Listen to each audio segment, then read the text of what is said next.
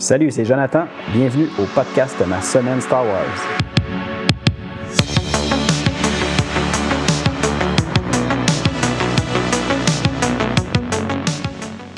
Hey, salut tout le monde, bienvenue pour un nouvel épisode du podcast Ma semaine Star Wars. Aujourd'hui, on est à l'épisode 61. Ça fait plus que environ au moins 5-6 semaines que je vous ai parlé. Puis là, aujourd'hui, c'est là que ça se passe. On va avoir le plaisir de parler d'une courte nouvelle intitulée « Le dernier combat du colonel Jace Malcolm ». Malcolm, et non Malcolm. Mais comme on fait à l'habitude, je vais prendre quelques instants au tout début pour vous parler un peu de ce que j'ai fait dans cette longue période d'absence. Vous allez être surpris, je n'ai pas fait tant de choses que ça, Star Wars. Je vous explique rapidement, là, je suis très, très occupé parce que je suis dans les rénovations par-dessus la tête. Donc, mon temps de lecture a énormément diminué. Mais j'ai quand même réussi à lire un roman dans ces semaines-là qui se nomme L'héritier des Jedi. C'est un roman de l'univers canon de Disney. Je ne sais pas si je vous l'avais mentionné la dernière fois, mais je m'amuse à faire ces temps-ci des lectures pour faire du rattrapage, si on veut, de tout l'univers canon. J'avais commencé à lire certains comics du tout début de l'ère Disney, puis là, je fais la même chose avec les romans. Je vais avancer tranquillement avec autant mes lectures de romans que de comics de cette façon-là. Puis là, j'ai été rendu au roman L'héritier des Jedi, écrit par un auteur que je pense que c'est la première fois que je vois. J'ai jamais lu quelque chose d'autre de lui, et son nom, c'est Kevin Earney.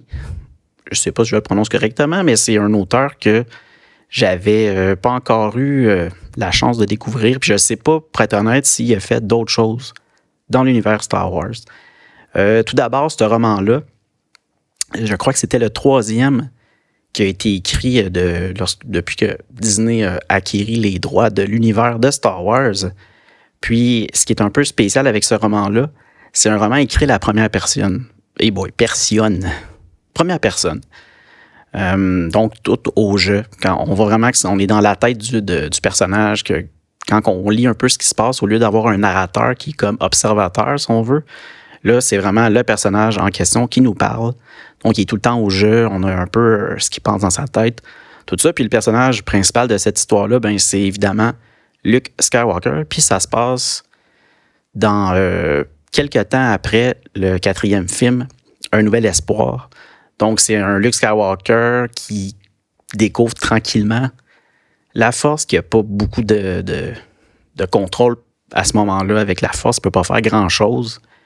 Puis, on voit encore qu'il est très jeune et qu'il apprend puis qu'il se sent un peu seul avec ça. Parce que justement, on le sait, Ben n'est plus là pour le guider dans cette nouvelle voie-là. Mais ça reste une aventure très, très secondaire, si on veut. On le voit partir avec un autre personnage, puis il va se passer quelques péripéties. En tant que tel, rapidement, le roman, je l'ai trouvé correct. C'est pas une superbe histoire, là. C'est rien d'extrême comme aventure. Ça reste quelque chose de très léger, mais j'ai quand même eu un certain plaisir. Donc, est-ce que je le recommande? Je pense que oui, si vous êtes curieux. C'est sûr que ça peut agacer certaines personnes, un roman qui est écrit à la première personne au jeu. Là. Je sais que c'est pas nécessairement quelque chose que tout le monde aime. De mon côté, ça ne me dérange pas. C'est pas quelque chose que j'aime plus que ça, mais c'est pas quelque chose qui va venir pencher dans le côté négatif d'un roman. Il faut vraiment, si l'histoire reste quand même intéressante, qu'il y a quand même un but ou que le personnage va quand même grandir dans cette aventure-là, donc ça reste quelque chose que je vais quand même apprécier. C'est pas du tout un roman que j'ai trouvé exceptionnel, là. Ça sera pas dans mon top 10, mettons, ce roman-là, mais c'était quand même intéressant. C'est un tout petit roman, ça se lit pas. Ça prend pas beaucoup de temps à lire, si on veut. Mais quand même, c'était intéressant. Puis là, je vais prendre une petite pause de lecture de romans d'univers canon. Je vais aller lire complètement quelque chose d'autre qui touchera même pas Star Wars, juste pour faire changement. J'aime ça faire ça quelques fois dans l'année, aller lire d'autres univers. Puis là, je vais me relancer un peu. J'en ai souvent glissé des mots là, sur ça, mais je vais me lancer sur quelque chose de l'univers de J.R.R. Tolkien. le Silmarillion. Donc, je vais aller lire ça un petit peu pour quelques temps. Mais je vais quand même en parallèle lire les choses pour le podcast en lien avec Star Wars, l'univers légende. Donc ça, on va continuer, c'est certain. Sinon, autre chose que j'ai fait, la dernière fois qu'on s'était parlé, je vous avais mentionné que j'avais vu la bande-annonce de la nouvelle série d'animation Maul Shadowlord qui est parue cette semaine. Les premiers épisodes sont sortis, en tout cas, je dis cette semaine au moment où j'enregistre. Puis, j'ai pu écouter le premier épisode. Il y a les 2 premiers qui sont présentement disponibles, donc je n'ai pas encore écouté le 2e. Puis, je vous dirais que je suis quand même très emballé par cette série-là. Premièrement, Maul, c'est un personnage que j'aime beaucoup avec ce que j'ai lu dans l'univers légende, au niveau des romans là, qui avaient été publiés à propos de lui. Ça a toujours été un personnage que j'ai trouvé intéressant. Ou ce qui est aussi au niveau de ce qui a été déjà paru dans le passé pour les autres séries d'animation, comme on l'a vu dans The Clone Wars, évidemment. On l'a vu aussi dans la série Rebels, si je me rappelle bien. C'est toutes des choses que j'ai aimé de voir de lui. Donc, ça reste un personnage que j'aime beaucoup. Donc, très excité de cette nouvelle série-là d'animation. Puis, le premier épisode m'a beaucoup plu. C'est un peu un univers, pas un univers, mais comment je pourrais dire? La sensation quand j'écoute l'épisode, on est dans quelque chose d'un peu plus... évidemment, ça va être un peu noir. Là, on est avec Maul qui veut avancer au niveau de son clan de crime organisé. Puis évidemment, tout ça pour se venger de Darth Sidious, hein, évidemment. Il veut monter les rangs là, puis faire en même temps du tort pour se venger. C'est un peu ça que j'imagine qui va se passer dans la série. Puis aussi, il y a un personnage dans cette série-là qui est un peu comme la police sur la planète sur laquelle il se trouve. Puis pour être honnête, j'ai comme pas saisi la planète. Je ne sais pas encore ça se passe où exactement. Est-ce que je l'ai manqué? Ils l'ont dit, je ne l'ai pas vu, très possible. Puis j'ai pas fait aucune recherche, moi, avant d'écouter cette série-là. Je voulais me garder vraiment le plus possible la surprise. Je me suis quand même permis de voir la bande-annonce qu'il y avait eu, mais c'est absolument tout. J'ai rien lu, rien entendu parler de cette série-là, donc je rentre là-dedans comme ça. Peut-être que je vais l'apprendre dans la saison 2, mais tout ça pour dire, pas la saison 2, mais l'épisode 2, mais tout ça pour dire que le personnage de cette force de police-là qui enquête sur qu'est-ce qui se passe sur la planète, j'aime vraiment bien comment il est construit à date, ce personnage-là, avec son acolyte droïde police aussi. Donc, c'est vraiment bien. Je vous le suggère à date je vous le conseille d'aller découvrir cette série-là à date. Puis évidemment, ça reste très, très, très beau. Là. Encore une fois, Disney, pour leur série d'animation, s'est rendu tellement magnifique que c'est très agréable à regarder. Donc, je vous dirais que c'est pas mal ça pour ce que j'ai fait en lien avec l'univers Star Wars de mon côté dans les dernières semaines. Donc, on va se lancer tout de suite avec notre lecture d'aujourd'hui. La nouvelle « Dernier combat du colonel Jace Malcolm ». On y va tout de suite.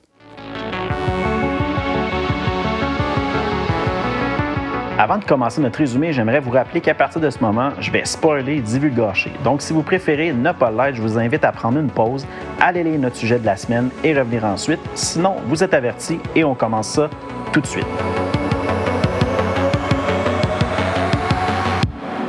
Donc, cette petite nouvelle a été écrite par l'auteur Alexander Freed, qu'on connaît pour, par exemple, des comics qu'on a parlé récemment, c'est des webcomics, là.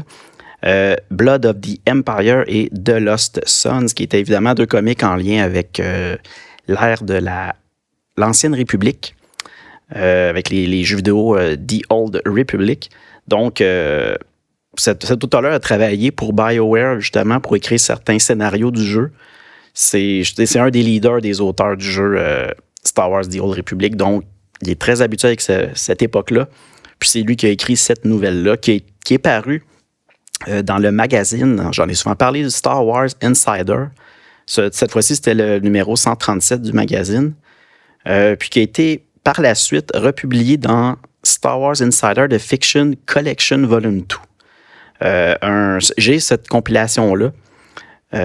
Puis, par contre, c'est une compilation en anglais seulement. Puis, évidemment, le Star Wars Insider aussi, c'est en anglais.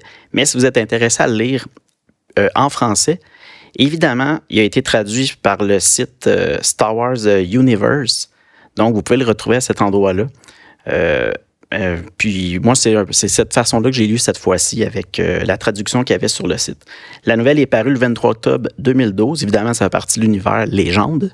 Puis la période à laquelle ça se passe, c'est 3640 ans avant la bataille de Yavin, donc avant le quatrième film de Star Wars, Un Nouvel Espoir. Donc, notre nouvelle commence. Évidemment, on est sur une planète mystérieuse avec où il y a un gros brouillard épais. La vision est très, très, très réduite. Puis là, on voit un soldat qui est comme adossé sur un rocher qui est mourant. Puis à ses côtés, il y a le sergent Imel, une soldate de la République qui essaie de lui retirer son casque, mais évidemment, le casque est coincé.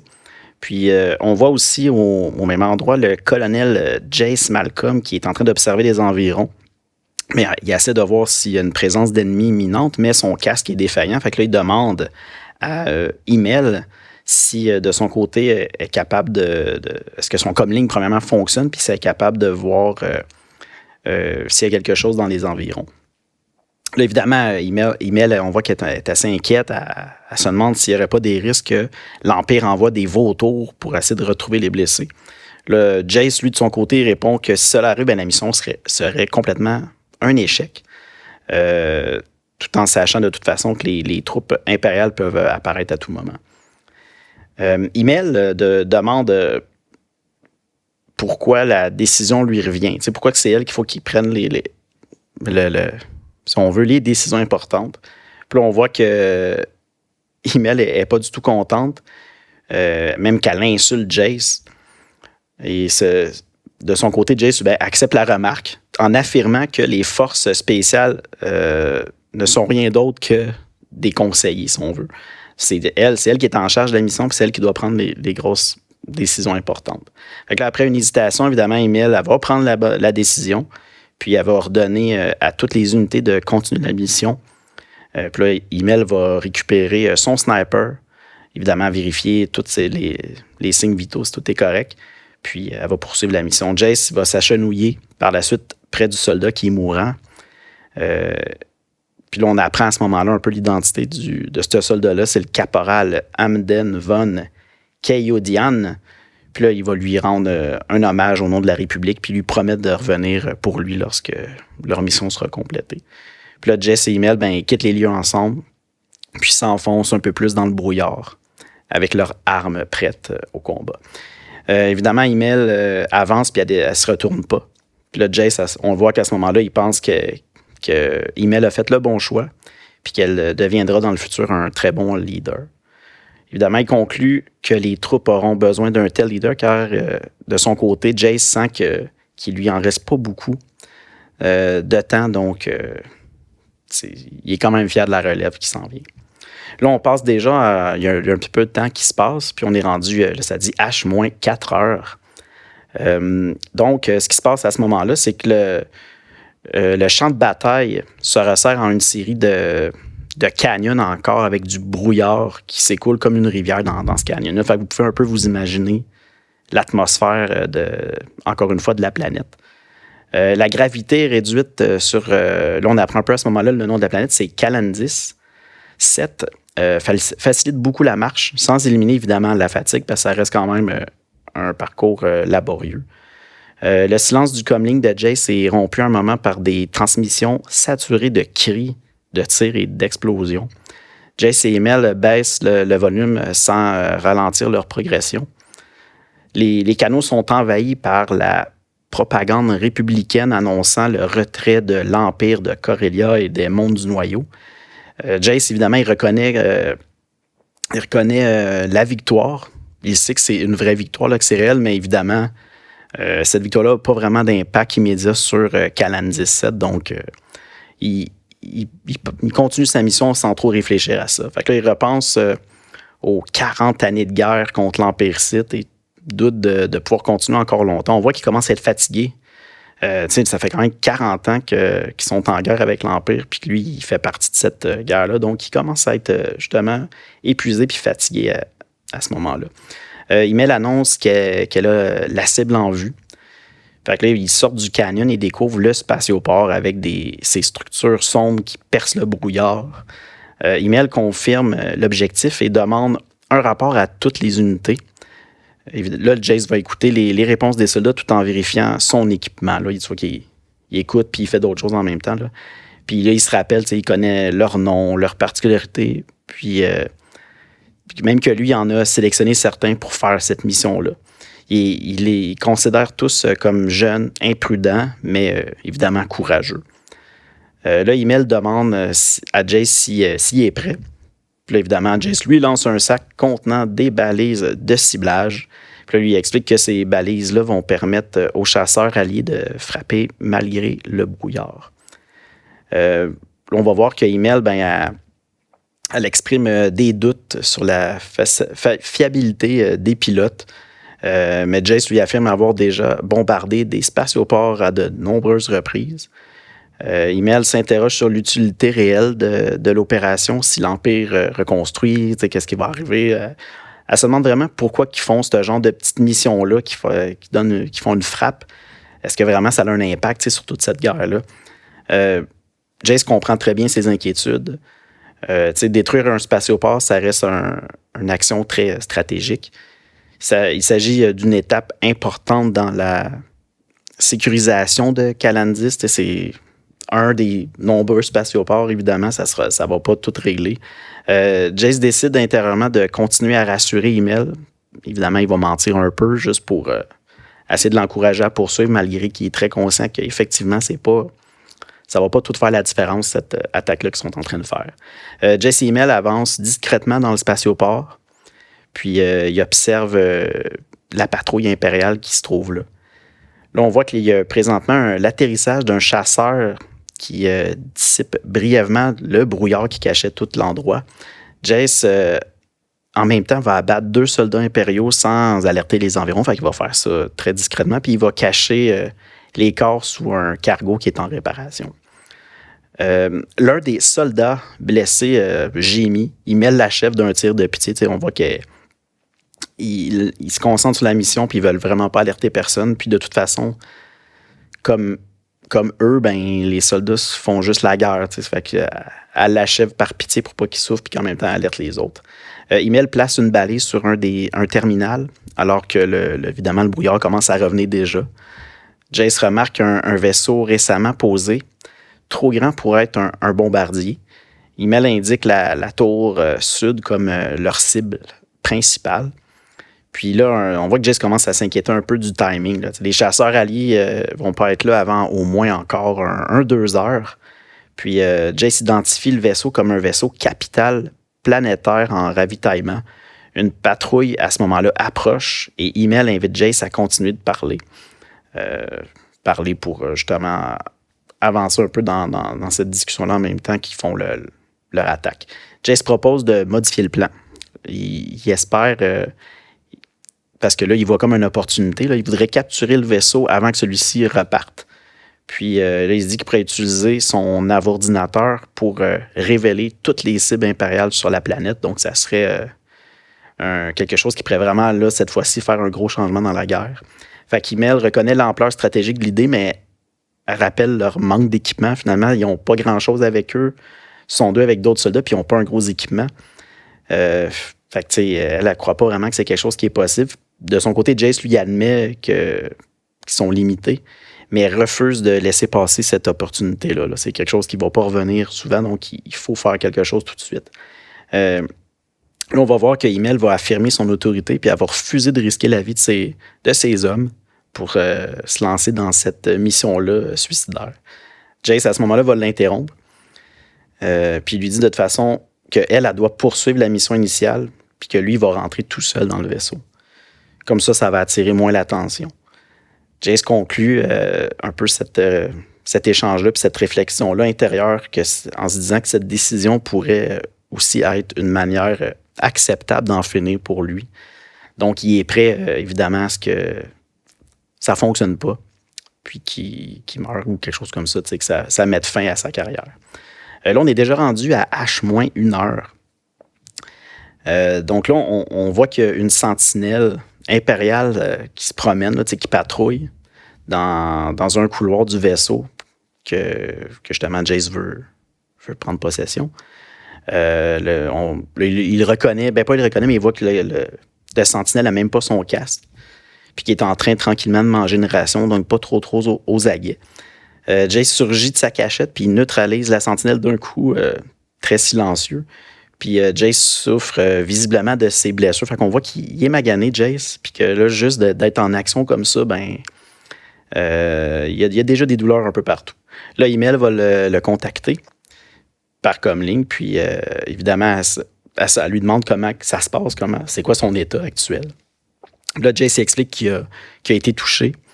Une partie de son armure a même fusionné avec sa peau, là, fait que ça ne doit pas être vraiment agréable. Mais il s'est injecté du colto pour atténuer la douleur, un genre de produit là, qui va lui enlever justement cette douleur pour lui permettre de poursuivre sa mission. De son côté, Email confirme que toutes les balises sont maintenant en place et que les chasseurs arrivent.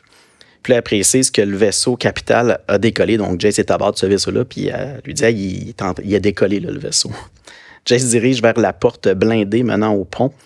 Puis là, il engage une conversation avec Email au sujet de Kaylee. Elle le décrit comme un mauvais tireur, inculte, instable, mais obéissant. Puis là, Jace suggère qu'il pourrait devenir son partenaire de jeu. Tu vois qu'il est déjà comme en train d'essayer de convaincre Email de se trouver quelqu'un d'autre pour autre que lui, autrement dit. Là. Fait que c'est pour ça qu'il parle de ce personnage-là, Kaylee. Puis évidemment, juste pour la convaincre d'ouvrir un peu ses horizons, de voir les autres qui pourraient le remplacer. Jace suggère qu'il pourrait devenir effectivement son nouveau partenaire de jeu. Là. Puis là, il insiste sur l'importance de passer du temps avec son équipe. Jace coupe à ce moment-là le comlink et force l'ouverture de la porte du pont. Le pont est occupé par quelques officiers que Jace ne considère pas comme une grosse menace. Là. Il identifie immédiatement le véritable danger. Puis là, c'est à ce moment-là qu'on voit qu'il y a un surveillant Sith au centre du pont. Là, évidemment, Jace va attaquer sans hésiter puis foncer droit sur le Sith.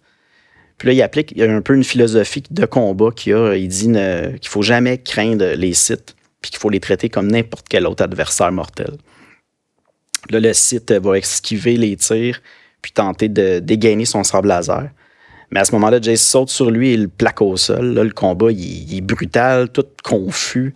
Évidemment, Jace va rater un coup. Le Sith va utiliser des éclairs de force qui vont brouiller la vision de Jace. Puis là, Jace va parvenir à reprendre son blaster malgré ses blessures. Le Sith, lui, va tenter de récupérer son sable qui a été éjecté plus loin sur le pont. Là, Jace va tirer encore. Les tirs vont atteindre le Sith au cœur et à ses poumons. Puis le Sith va mourir à ce moment-là. Puis en même temps, il va émettre un dernier son, un dernier cri. Là, les officiers paniquent puis ils vont fuir le pont. Jace croit que la victoire est acquise, qu'il a réussi à prendre le contrôle du vaisseau, puis que Kalan 17 va pouvoir basculer enfin du côté de la République. Mais là, à ce moment-là, il y a une annonce qui retentit. On entend que l'autodestruction du vaisseau est déclenchée. Le pont est ravagé par des explosions. Le dôme en transpacier se brise. Jace est projeté au sol, puis il tente de ramper pour échapper au feu. Le vaisseau plonge vers la planète, évidemment. Là, Jace, il se prépare à la chute sans équipement de sauvetage. Puis là, il est même éjecté dans le brouillard, puis il chute librement dans le ciel. Il percute une surface, puis il perd brièvement ses repères. Là, il ne sait plus trop il est où. Puis il réalise à ce moment-là qu'il est tombé sur l'aile d'un chasseur de la République. Donc là, Jace va activer son comlink. Puis c'est à ce moment-là qu'on va entendre Email qui lui annonce qu'elle a décidé de finalement partager son chasseur avec lui. Là, Jace va la remercier et demande le statut de la mission. Email confirme que le spatioport est en feu. Elle plaisante évidemment sur l'explosion du vaisseau capital. Là, Jace affirme qu'il tentait de le capturer pour gagner la planète entière. Email va se moquer et propose de lui payer un verre à la base. Jace refuse et annonce qu'il a été rappelé. Là, c'est là qu'on apprend que Jace a eu un appel récemment qui révèle comme quoi qu'un transport l'amène vers les mondes du noyau. Puis là, encore une fois, Emil, elle jure, elle est fâchée, tu sais, puis elle conclut en répétant l'insulte. Les forces spéciales ne sont jamais que de la vermine. Fait que tu vois que lui, il avait été amené dans son équipe à elle pour les aider. Puis évidemment, tu sais, ils sont comme pas fiables. C'est tout le temps fini qu'ils s'en vont puis qu'ils se retrouvent tout seuls. C'est un peu ça qu'elle doit se plaindre là, en disant ça. Là, on est rendu à H plus 40 minutes. Là, on voit que Jace observe Kalan 17 s'éloigner à travers la visière du vaisseau, le Justice frontalier. Le capitaine du vaisseau, c'est un chevalier Jedi qui a traversé plusieurs blocus pour venir l'extraire de Kalan 17. Le Jedi ne se plaint pas du retard ni de l'état de Jace. Ce que Jace apprécie évidemment chez les Jedi. Là, on voit que lui, il aime bien les Jedi, puis il sait qu'ils sont pas stressés pour ces affaires-là, que c'est tout est positif. Jace demande s'il connaît la raison de son rappel, c'est pourquoi ils ont voulu l'extraire comme ça du terrain. Puis le Jedi va expliquer à ce moment-là que le chancelier suprême estime que le talent de Jace est gaspillé sur Kalan 10. Il ajoute qu'il pense aussi que Jace est destiné à une promotion, la guerre ayant changé de priorité. Là, Jace va répondre comme quoi que ce n'est pas la première fois qu'on lui dit ça, que la guerre évolue finalement, que la guerre change. Là, on va voir que Kalan 17 disparaît parmi les étoiles, devenu indiscernable des autres mondes. Là. Jace affirme que les troupes restées au sol ne tiendront pas longtemps. Elles manquent d'entraînement, évidemment, pour sécuriser la planète. Les pertes vont être lourdes dans les mois à venir.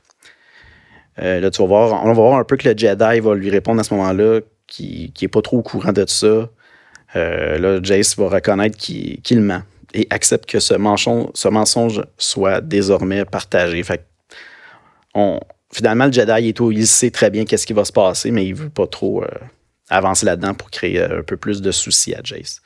Là, le Jedi va rappeler que les ordres sont très clairs. Ramener Jace dans le monde du noyau. Là, on va voir que Jace est fâché, qu'il maudit intérieurement la décision de l'éloigner du champ de bataille. Évidemment, ça reste un combattant depuis le début, donc il ne comprend pas trop pourquoi qu'il faut qu'il s'éloigne justement du champ de bataille. Là, il va repenser encore une fois aux 40 dernières années de guerre, aux soldats laissés derrière, aux proches perdus. Il considère qu'une promotion signifie surtout davantage de responsabilités et non un soulagement, donc il n'est pas super content de cette nouvelle-là. Là, Jace va s'excuser, puis il va rejoindre les quartiers des invités, là, après être un peu seul.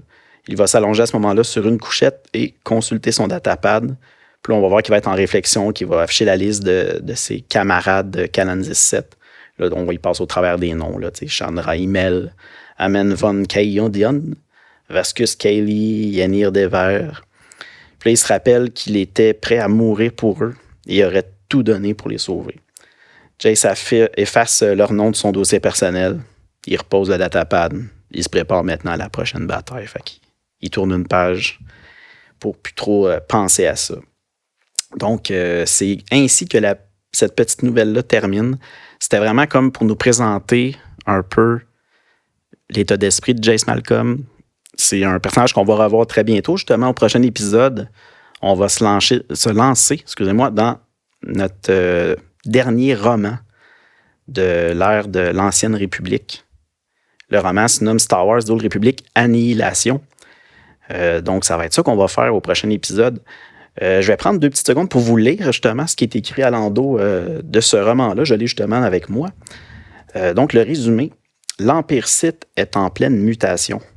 L'Empereur est porté disparu, présumé mort, et la tentative d'un ambitieux Seigneur Sith de le remplacer s'est soldée par un échec. Dark Carid, l'ancien Jedi passé du côté obscur, poursuit son inlassable conquête de la galaxie aux commandes du redoutable vaisseau impérial Haute-Lance. Sa détermination sans faille doit faire face à celle de Theron Shan, qui a encore des comptes à régler avec l'Empire. Il ne manie pas la force, bien qu'il soit le fils d'une célèbre Jedi, mais comme chez elle, l'esprit de rébellion coule dans ses veines. Agent secret de la République, c'est la personne idéale pour mettre fin au règne de la Haute-Lance. Épaulé par la contrebandière Tefit et l'ancien maître Jedi de Dark Carid, Gnos Dural, Theron doit affronter un équipage au sang-froid glaçant, Le temps presse, le trio doit saisir son unique chance de le battre en brèche, ou il ne lui restera d'autre issue que la mort. Donc, je ne vous le cacherai pas, j'ai commencé à le lire, je suis peut-être à la moitié. Déjà, j'aime bien, donc j'ai hâte qu'on en parle un peu plus au prochain épisode.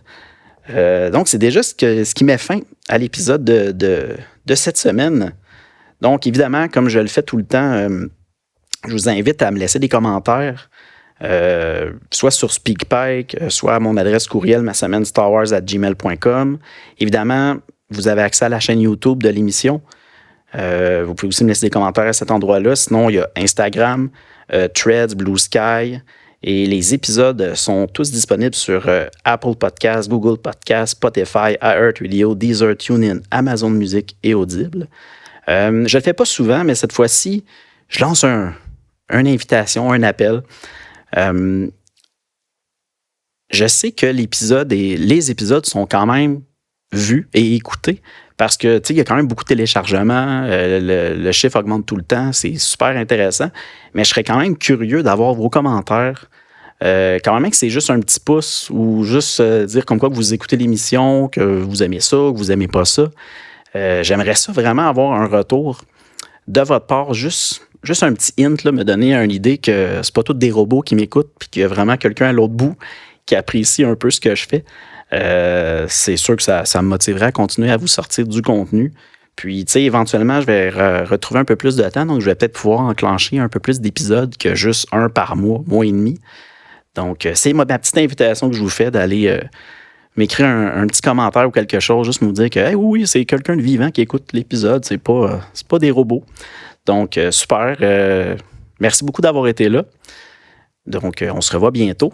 Puis surtout, n'oubliez pas, allez lire du Star Wars, écoutez du Star Wars. Salut!